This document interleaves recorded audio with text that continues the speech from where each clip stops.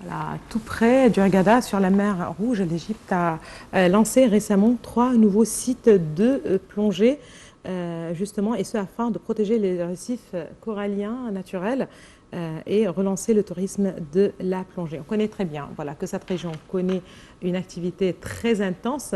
Il faut dire que les touristes du monde entier viennent pour apprécier ce monde magique de la mer Rouge, avec des trésors de récifs coralliens, de poissons de toutes les couleurs. Justement, pour plus de détails sur ces trésors, mais aussi sur ce projet, nous avons le plaisir d'avoir avec nous en ligne, en direct, Monsieur Simon Sawyer, qui est un expert en tourisme.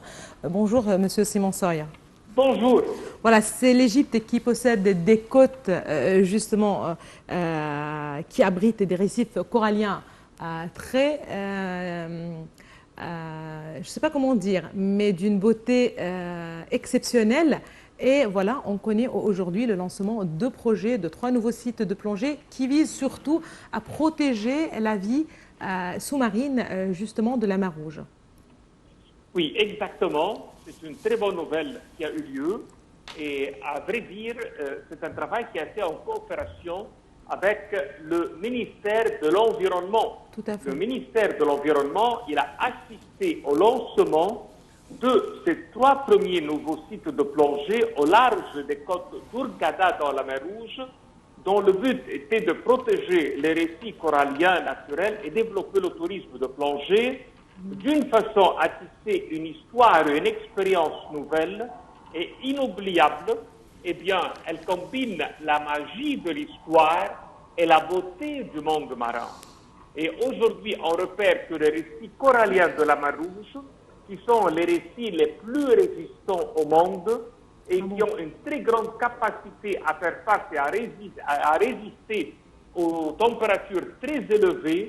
On a beaucoup d'études environnementales qui ont confirmé que les récifs coralliens de la mer Rouge sont les derniers récifs coralliens affectés par le changement climatique dans le monde.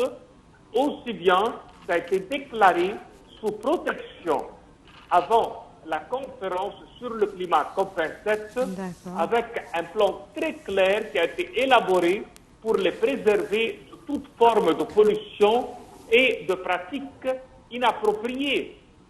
Il y a eu des établissements de plongée à Hurghada et c'est vraiment l'un des actes de préservation des récifs coralliens dans la mer Rouge. Et les sites de plongée ont été faits en coulant de vieilles pièces et du matériel de guerre et qui ont des histoires uniques et une importance particulière. Tout à fait. Alors, le déversement d'anciens navires de guerre vise à fournir un environnement pour le développement des récifs coralliens, ce qui contribue à soulager la pression sur les sites de plongée existants et vise à préserver les trésors naturels de la région à long terme, tout en cherchant à développer le tourisme de plongée. Alors, le naufrage des navires de guerre donnera également un nouveau champ et un véritable ajout aux utilisateurs des activités maritimes, car il sera une source de revenus en devises étrangères pour l'Égypte en créant des paysages marins inhabituels et aidant à montrer la riche histoire militaire de l'Égypte. Tout à fait. Alors, le mécanisme d'établissement de nouveaux sites de plongée en mer Rouge reposait sur le naufrage de 15 vieux équipements de guerre, et les sites de déversement des vieux équipements de guerre ont été choisis après les avoir étudiés pendant 7 ans de planification et de préparation minutieuse. Alors, les sites de déversement d'équipements marins sélectionnés, on peut dire aucun dommage à l'écosystème à long terme, et ça c'est pour créer un environnement propice à la croissance des récifs coralliens et des organismes marins. Et les sites choisis pour déverser le matériel marin ancien va vraiment bien aider tout récif corallien à disposer d'un environnement fertile pour leur croissance, favorisant des pratiques touristiques responsables et assurant la durabilité à long terme de l'écosystème. Alors, les sites marins, pour la construction de sites de plongée, auront une importance historique inégale et permettront aux amateurs de plongée d'explorer une gamme d'équipements militaires qui ont joué un rôle crucial dans l'histoire de l'Égypte, car chaque pièce raconte une histoire émouvante de courage et de sacrifice. On s'attend à ce que le coût de création de nouveaux sites soit couvert au cours de la première année et génère un retour sur le tourisme en devises étrangères à une valeur pouvant atteindre 5 à 10 fois la valeur d'investissement, ce qui ouvrira un nouveau type d'investissement, à savoir l'investissement dans les ressources naturelles. Et le naufrage de vieux équipements militaires est venu dans le but de créer de nouvelles zones de plongée et on peut dire que c'est l'un des outils utilisés par le monde pour protéger l'environnement. Et chaque site de plongée a une capacité spécifique et en cas de dépassement de cette limite, il est exposé à la dégradation de l'environnement et c'est l'un des outils utilisés par le monde entier, comme on l'a bien dit, et qui est un développement de zones de plongée artificielles qui peuvent attirer les amateurs de plongée sans nuire à l'environnement. Et il est bien noté que les zones de récifs coralliens accueillent un grand nombre de touristes souhaitant pratiquer la plongée et le gouvernorat de la mer Rouge se caractérise par la présence de nombreuses zones de plongée. Bon, le fait que ces sites soient déclarés réserves naturelles ou soient protégés par la COP 27, quelles sont les répercussions qui vont en découler? Alors, parmi lesquelles, c'est déjà la réputation de l'Égypte qu'elle a des zones bien protégées. En second, il y a toujours des aides internationales qui viennent à travers les experts et de l'argent et les équipements pour travailler dans les zones protégées et confirmer la continuité du sujet, qu'il soit pour toujours protégé. Et c'est un déplacement du savoir-faire de l'Occident vers l'Orient.